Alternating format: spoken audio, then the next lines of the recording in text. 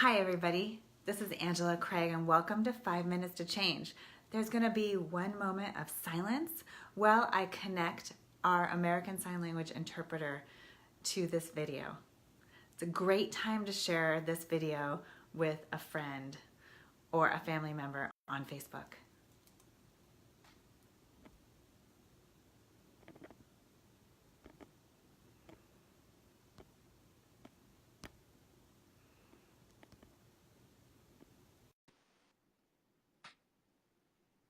Hi Debbie, so great to see you. How's Texas?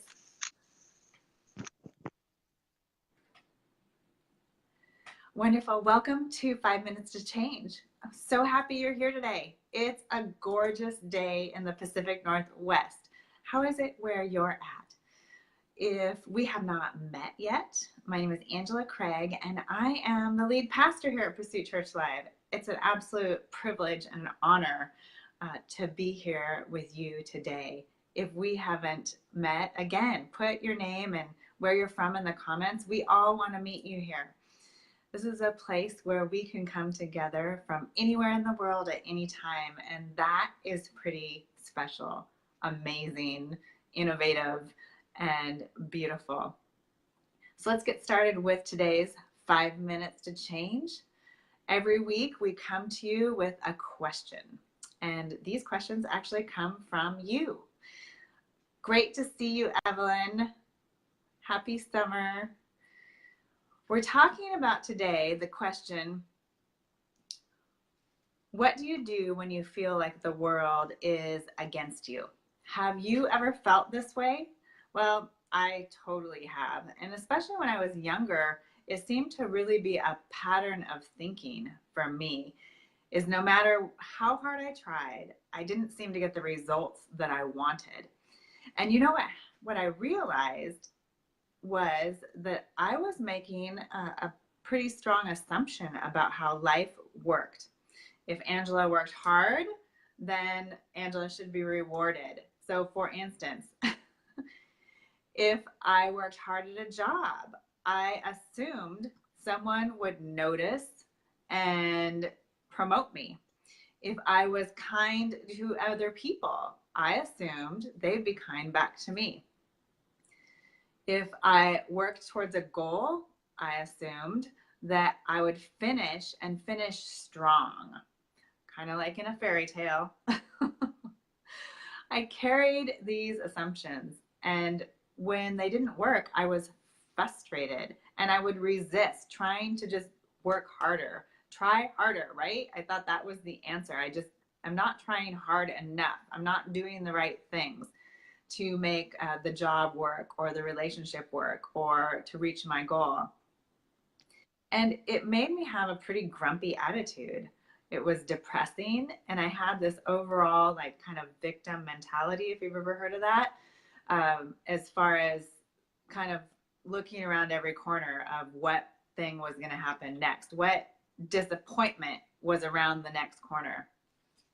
But luckily, some really, really intelligent, fabulous person told me that maybe I couldn't change my circumstances, but I surely could change the way that I looked at them.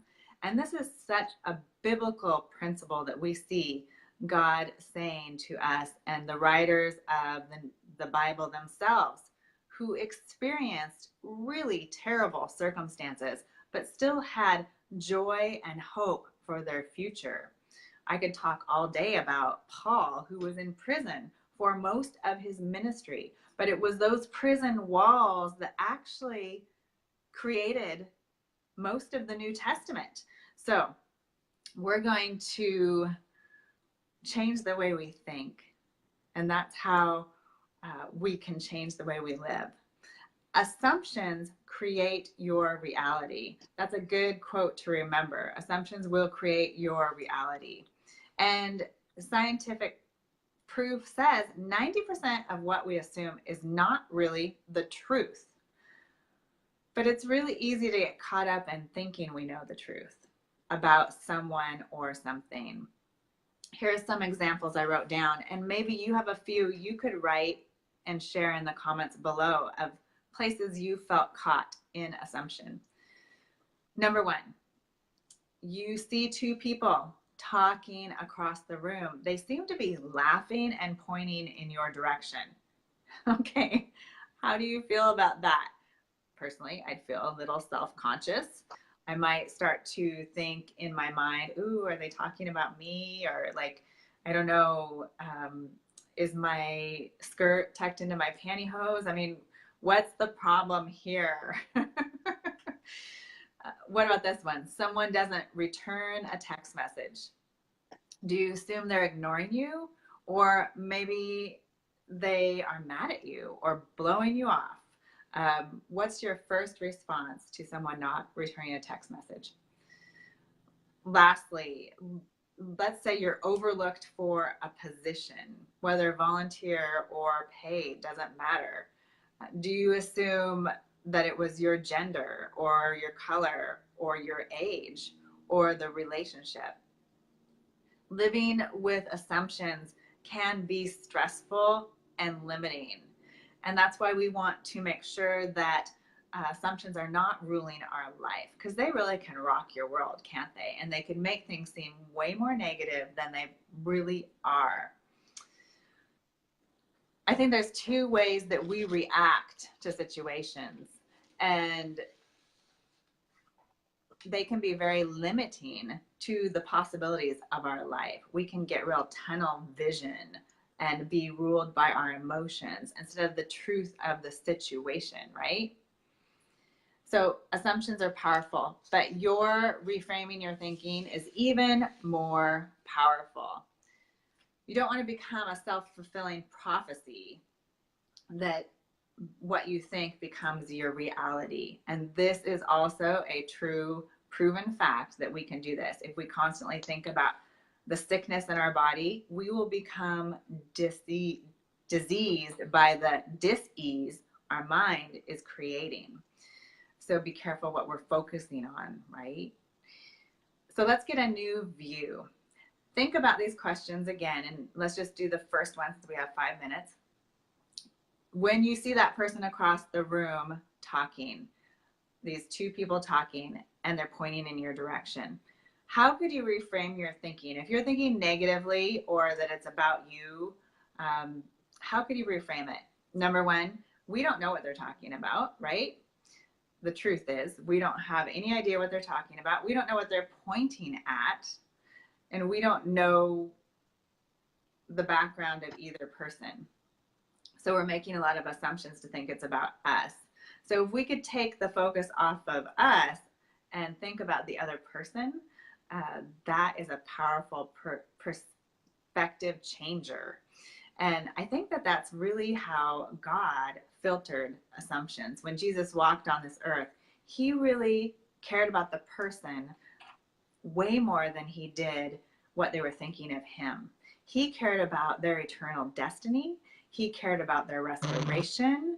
And so when we change our minds about, let's forget it's about us and let's think about the other people that we're making assumptions about, it can be really powerful and life-changing. And let's say these two women could be your best friends.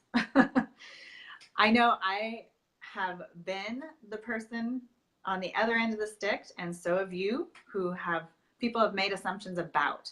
I have a traumatic brain injury, if you don't know that about me, and was in a car accident many years ago, but left with a problem with speaking and writing and reading. And so if you have a brain injury, you understand what I mean. And so when I get tired or there's too many details, I can get this really angry looking face. And I've had team members come to me and say, "Are you mad at us?" I'm like, "Oh my gosh, no, I'm not mad. I'm just thinking there's too much happening up here." Really. And so I think having a traumatic brain injury has given me the ability to really look at the world through a different lens. What I think is happening most of the time is not the truth of the situation. So we can powerfully change the way we think and the way we live by recognizing our assumptions and changing them into an act of love towards other people, towards the job that you didn't get, maybe the girl that didn't pick you. It's okay. Like, it's all going to be okay. And when you live with Jesus, you know that he wants to give you a full and fulfilled life. So those are the truth and promises that we live by. Hey, Cherie, it's so awesome to see you. And Nadine, you're watching late from Uganda. It's wonderful to see you.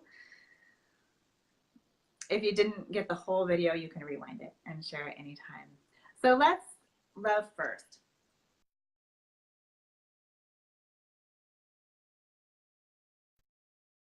Son. The video is frozen. Yeah, are you back? Okay. Yeah, okay, I'm back. That was my 19-year-old calling me. He's probably going to call back. So in our 5 minutes is up. I'm going to post some scriptures to encourage you today. We meet here every day online, and so come join us. I'm going to be in Kansas City on Monday and going to be meeting people for prayer and for coffee on Monday. So come join me if you're in the Kansas City area. Till next time, I will see you here on Facebook.